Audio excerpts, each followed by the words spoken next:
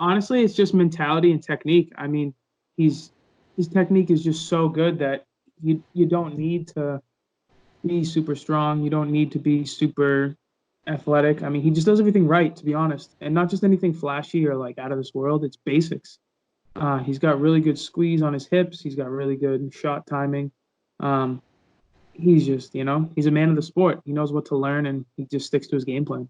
He has a champion mindset. He's out there. He knows he's undefeated. He knows that it can go at any time.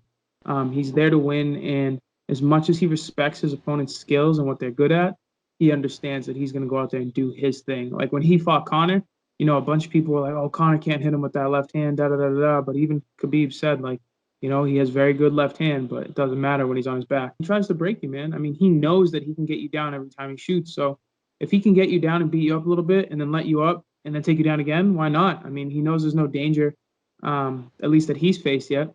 So, he breaks guys mentally. And that's what makes the Ferguson fight so interesting, is just seeing if he can actually break Ferguson. Honestly, I'm pretty good at like predicting fights and kind of like imagining them in my head.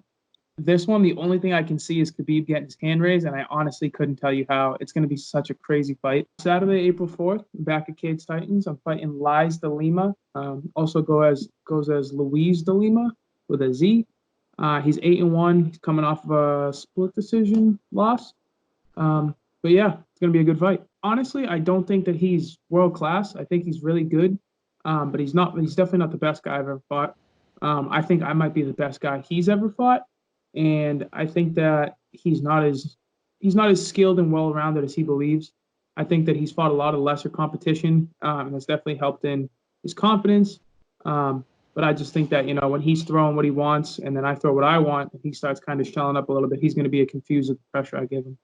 Yeah, I mean it was as close as it was going to get. Shelby he knew that I was down for it.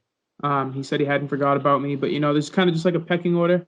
Um, I already forget his name. The guy that did end up fighting Luis, he won on the Contender. I think he had a couple wins since then on LFA. And so that's kind of just their pecking order. They look at their Contender guys first. And I think he also had a fight scheduled, so they knew he was already getting ready to fight.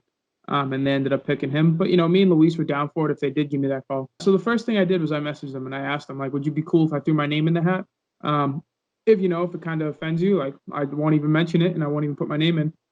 And he was like, no, I figured you were going to ask, so I'm straight. And then, I said to him, like, we were on the show together. We kind of thought we'd be fighting at the finale, so it was nothing different, to be honest. That's always competitive. I mean, we're both just really good competitors, and we both know that we're two big prospects at 55. I mean, obviously, he's already in the UFC, so he's more trying to become a contender, whereas I'm getting back in the UFC. But we both know that we can give each other really good work, and, when we're not fighting each other, we want to see each other do good.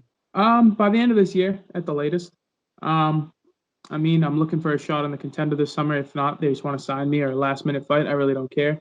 But definitely by the end of 2020. So I was born in Boston, Mass. We lived there a couple of years, and then I moved down to the South Shore. It's nice, man. I got in my first fight down here in elementary school. I got into a lot of fights in middle school, and that kind of like is what led me to being a fighter. So like if it wasn't for the South Shore, who knows where I'd be doing what. But Boston always just feels like my home. It's the spot it's got everything first and foremost, and it's got all my sports teams I grew up as a kid cheering for. You playing baseball with your friends or wiffle ball, you pretend to be David Ortiz, you pretend to be Paul Pierce or Larry Bird while you're playing basketball, all this stuff. But yeah, no, Boston is it's a great environment. I love, summertime in Boston is my favorite place on the planet. Just the vibe of going around. So, it's good. You have a little bit of everything in the South Shore and Boston. So I didn't really figure it out until like high school. I had been in so many fights and like not really lost any. And I became a fan of the UFC like in 8th grade, like when I was finishing up middle school.